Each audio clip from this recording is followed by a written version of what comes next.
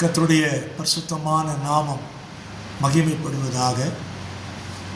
ஆசீர்வாதமான ஒரு நல்ல மதிய வேளையில் அனுதின மன்னா என்கிற வேறு தியானத்தினாலே உங்களை சந்திப்பதிலே மிகுந்த சந்தோஷம். இந்த காலவெளியிலேயும் கர்த்தருடைய வார்த்தையை உங்களோடு கூட பகிர்ந்து கொள்ள முடியவில்லை. ஆகவே இப்பொழுது இந்த வார்த்தை உங்களோடு கூட பேச விரும்புகிறேன். இந்த நாளினுடைய வேத தியான பகுதி யாத்திராகமம் 5ஆம் அதிகாரம். லேவியராகம புத்தகம் லேவியருக்கு அடுத்த பிரமாணங்களை உடைய புத்தகமாக இருந்ததினாலே லேவியர்கள் செலுத்த வேண்டிய பலிகளை குறித்து தான் நம்ம தொடர்ச்சியாக தியானித்து கொண்டிருக்கிறோம். இன்றைக்கு குற்ற நிவாரண பலியை குறித்து இந்த 5ஆம் அதிகாரம் விவரிக்கிறது. குற்றம் யாருக்கு விரோதமாய் செய்திருந்தாலும் அவன் பலி செலுத்த வேண்டும்.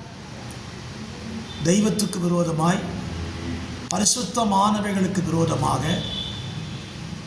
பிறருக்கு விரோதமாக குற்றம் செய்தால் அதற்கு பலி செலுத்த வேண்டும் என்று இந்த அதிகாரம் நமக்கு தெளிவாய் விவரித்து சொல்லுகிறது.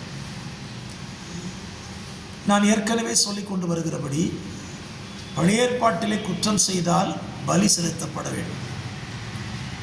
புதிய ஏற்பாட்டிலே நாம் குற்றம் செய்தால் பலி அல்ல, பலியை செலுத்தினவருடைய இரத்தத்தை விசுவாசிக்கிறதுனாலே உண்டாகிற விடுதலையை நாம் பெற்றுக்கொள்கிறோம். ஆகவே என்னை கேட்கிற அருமையான கர்த்தருடைய பிள்ளைகளே, பழைய ஏற்பாட்டிலே மனிதன் செய்கிற அத்தனை குற்றங்களுக்கு அவன் பலி செலுத்தக்கூடிய மிருகங்களை அவன் கொண்டு சென்று பலி செலுத்தினால் அவனுடைய குற்றம் நீங்குகிறது.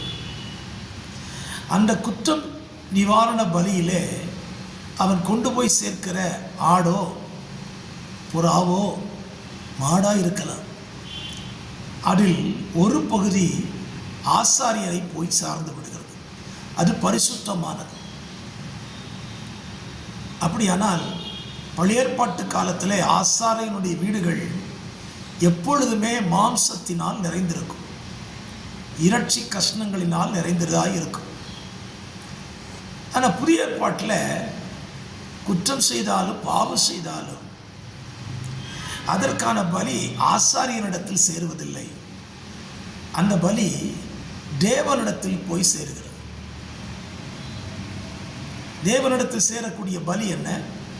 ஸ்தோத்திர பலி, நன்றி பலி,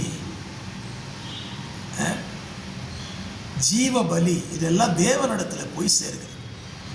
அப்படியானால் ஆசாரியனுக்கு பலியினாலே எந்த விதமான நன்மையும் இல்லை.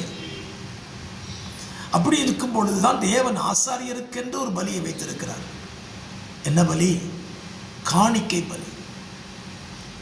ஸோ ஆசாரியனுக்கு சேர வேண்டியது ஆசாரியனுக்கு சேர்கிறது, தேவனுக்கு சேர வேண்டிய பலி தேவனுக்கு சேர்ந்து விடுகிறது. உங்கள் நம்முடைய வாழ்க்கையில் தேவனுக்கு செலுத்த வேண்டிய பலியை தேவனுக்கு செலுத்த வேண்டும், ஆசாரியருக்கு செலுத்த வேண்டிய பலியை ஆசாரியருக்கு செலுத்த வேண்டும். ஸோ இந்த குற்ற நிவாரண பலியில் ஒரு பகுதி எப்படி ஆசாரியனை போய் சேருகிறதோ அது பரிசுத்தமாகவும் இருக்கிறது. ஆகவே இந்த மதிய வேளையில் வார்த்தையை கேட்டுக்கொண்டிருக்கிற அருமையான கர்த்தருடைய பிள்ளைகளே, குற்றம் செய்யாமல் இருக்க பிரயாசப்படுங்கள். ஒருவேளை குற்றம் செய்தால் தேவனிடத்தில் உங்களை தாழ்த்தி வருந்தி கேட்டுக்கொள்ளுங்கள். தேவனே என்னை மன்னியும் என்று அவரிடத்தில் மன்னிப்பு கோரினால் நிச்சயமாய் உங்கள் குற்றங்களை மன்னித்து மீட்படைய அவர் உதவி செய்வார். ஜெபிக்கலாமா? பரிசுத்த பிதாவே, இந்த மதிய வேளையில் வார்த்தையை கேட்கிற உடைய பிள்ளைகள் வாழ்க்கையில் பழைய ஏற்பாட்டு பலிகளைப் போல புதிய ஏற்பாட்டு பலி இல்லை. ஆனால் புதிய ஏற்பாட்டிலே இயேசுவை விசுவாசிக்கிற அந்த ஜீவ பலியாய் தங்களை ஒப்புக் கொடுக்க உடைய பிள்ளைகளுக்கு உதவி செய்யுங்கள். இயேசுவின் நாமத்தில் ஜெபிக்கிறேன் பிதாவே. ஆமென், ஆமென்.